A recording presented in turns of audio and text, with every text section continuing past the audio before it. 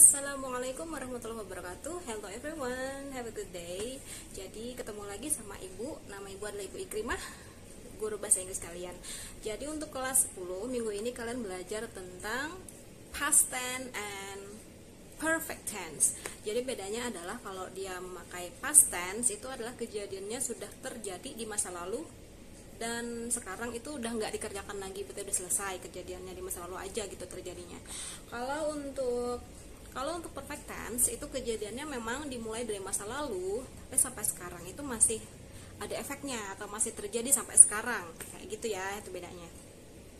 Nah, kalau untuk penggunaan rumusnya seperti apa nanti akan dijelaskan di video selanjutnya. Nah, jadi untuk pembahasan pertama kita membahas tentang past tense. Jadi untuk rumusnya kita mulai dari bentuk yang positif dulu ya. Jadi rumusnya sederhana aja. Subjek bertemu dengan verb kedua atau kata kerja kedua bertemu dengan objek. Sedangkan untuk rumus yang negatif, nah jadi kalau untuk rumus yang negatif dia menggunakan kata did, menggunakan not. Ini pasti ya. Bedanya di sini menggunakan verb 1. Jadi kalau di sini bentuk positif menggunakan verb kedua, kalau negatif dia kembali ke verb pertama. Jadi terus untuk yang bentuk interrogatif, nah jadi kalau bentuk interrogatif di kata did-nya kita taruh di depan, awalnya di tengah. Yang untuk si negatif, kalau untuk yang interrogatif did-nya letakkan di depan, berarti did subjek verb pertama bertemu objek dan jangan lupakan tanda tanya. Biasanya kebanyakan dari kalian bikin contoh kalimat tanda tanyanya itu ketinggalan gitu ya. Jadi harap diingat bahwa tanda tanya itu crucial atau penting, jadi jangan ditinggal. Contohnya, misalnya kita mau bilang bahwa kalimatnya seperti ini, saya makan apel atau saya makan sebuah apel.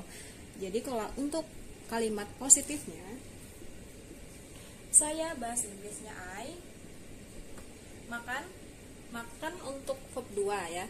Jadi kalau makan kan bahasa Inggrisnya adalah eat. Ini adalah bentuk verb 1. Kalau verb 2 adalah, nah bentuknya katanya seperti itu, ate ya, ate. Jadi kalau misalnya kita mau bilang saya makan sebuah apel, maka makannya gunakan bentuk yang verb 2 karena kan ini jadi verb 2 ya. I ate sebuah apel and apple.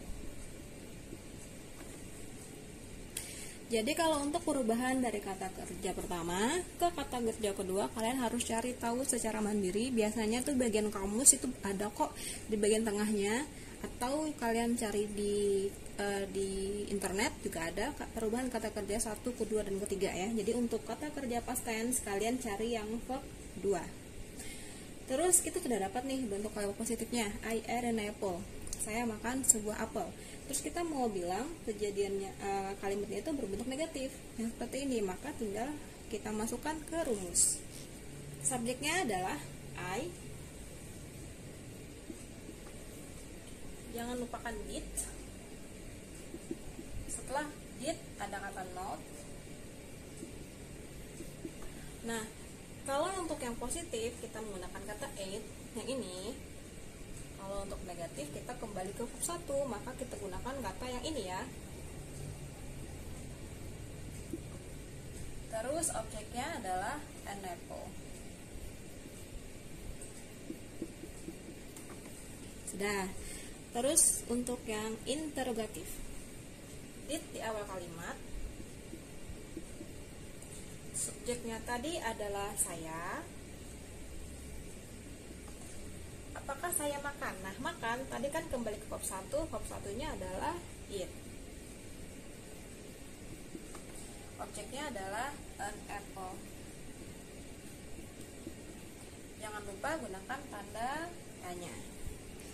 Tadi di awal dijelaskan bahwa untuk kalimat past tense itu menggunakan, maksudnya kejadiannya terjadi di masa lalu. Jadi umumnya ya di sebuah kalimat past tense di bagian belakang sini bisa diletakkan dengan kata keterangan waktunya. Misalnya kita mau bilang 2 hari yang lalu, kemarin, tahun lalu, 2 jam yang lalu gitu, dan lain sebagainya. Jadi misal kita mau bilang saya makan sebuah apel kemarin. Kemarin bahasa Inggrisnya adalah yesterday. Kita bisa letakkan di ujung kalimatnya.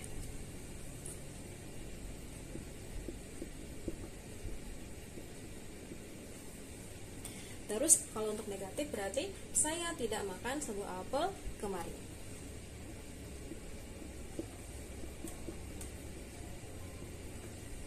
Sedangkan si yang interrogatif, apakah saya makan sebuah apel kemarin, berarti yang bentuk tanda tanyanya kita hapus dulu ya.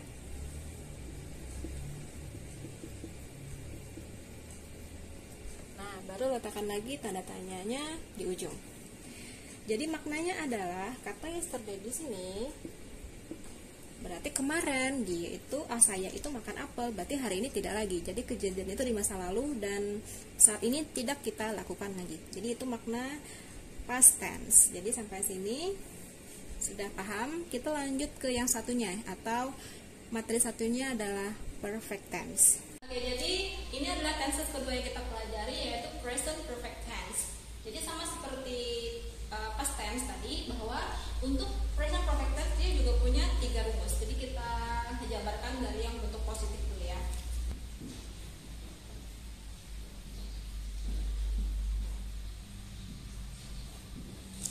Nah, jadi kalau untuk positif rumusnya adalah subject bertemu dengan have atau has, bertemu dengan verb ketiga, bertemu dengan object. Jadi kalian harus ingat bahwa untuk have orangnya adalah I, you, we, they, sedangkan has untuk he, she, it. Jadi jangan kebalik.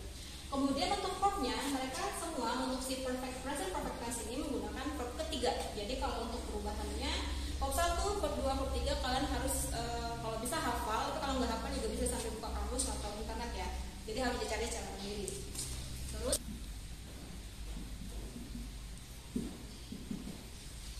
nah, jadi kalau untuk negatif dia rumusnya hampir sama, tapi kita sisipkan not sebelum verb 3 dan setelah have atau has, seperti itu.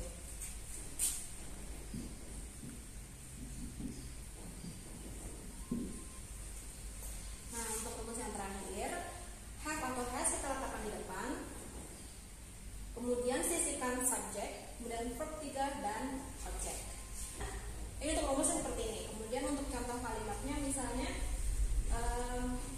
saya sudah makan sepiring nasi goreng misalnya. Jadi kita masukkan ke rumusnya jadi seperti ini. Nama saya adalah I tadi menggunakan have, makan kita harus cari dulu verb 3-nya. Nah, tadi kan dijelaskan di past tense. Untuk verb 1 adalah eat, verb 2 atau gini tulisannya, kemudian untuk verb 3, nah ini adalah eaten. Eat, ate, eaten. Jadi kita menggunakan verb ketiga untuk makan. Jadi saya sudah makan, I have eaten. Sepiring nasi goreng, sepiring, a plate of red rice. I have eaten a plate of red rice. Terus kita ke bentuk negatifnya. Kalau bentuk positifnya aku sudah makan, berarti kalau bentuk positifnya saya belum makan. Nah, jadi bentuk negatifnya kalimatnya menjadi I menggunakan have.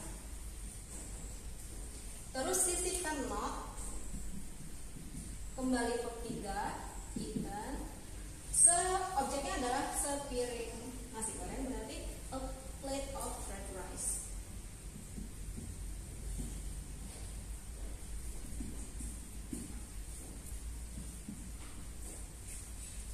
Nah, jadi ini adalah bentuk kalimat negatif.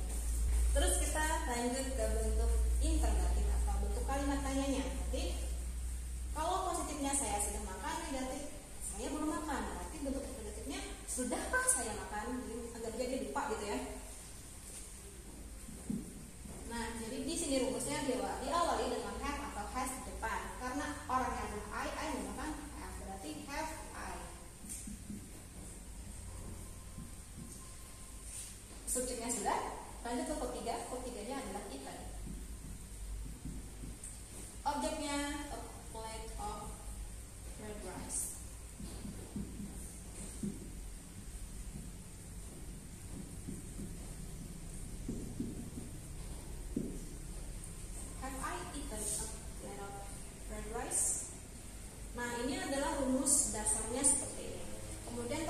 menjelaskan untuk present perfect tense itu dia kejadiannya dimulai, umumnya ya kejadiannya dimulai dari masa lalu tapi sampai sekarang masih ada efeknya gitu.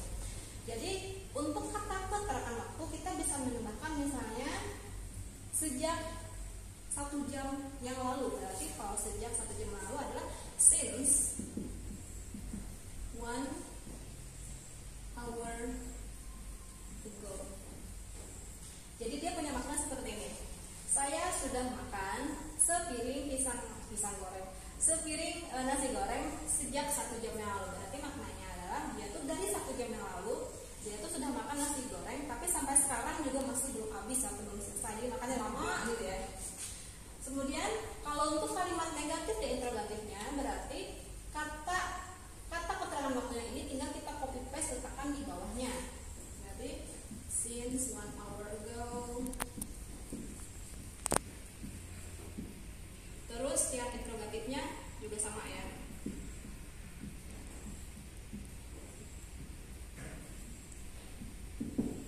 Nah, jadi yang di garis bawah ini adalah kata keterangan waktu. Jadi kalau misalnya kalian mau bikin contoh kalimat, kata keterangan waktu itu ditinggal atau dihapus, dibuang itu masih benar. Kalau mau dipakai juga benar. Oke, jadi kalau misalnya diminta kalian membuat contohnya, kalian cukup sampai sini aja yang kata keterangan waktunya dihapus, sudah ibu benarkan. Kalau mau ditambah juga bisa. Sekarang yang terakhir adalah tugas. Tugas ini kalian bisa kerjakan di penilaian pengetahuan KI 3. Oke. Kalian bisa kerjakan berbentuk Word atau PDF atau foto seperti biasa. Jadi tugasnya adalah kalian membuat masing-masing contoh kalimat past tense dan perfect tense. Jadi ada 2, cuman dia beranak. Jadi ada 6 ya, tuaga takmana. Seperti contoh yang sudah ibu berikan tadi. Nah, untuk kata keterangan waktu, kalian boleh pakai, boleh tidak. Jadi itu optional aja. Kalau misalnya nggak pakai ya boleh, dipakai ya boleh. Oke. Kemudian, kalau sudah selesai, ingat mempostingnya atau menguploadnya di penilaian pengetahuan KI 3.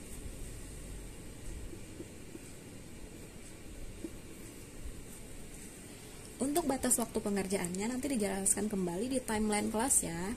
Oke, sampai situ dulu penjelasan ibu tentang past tense and perfect tense.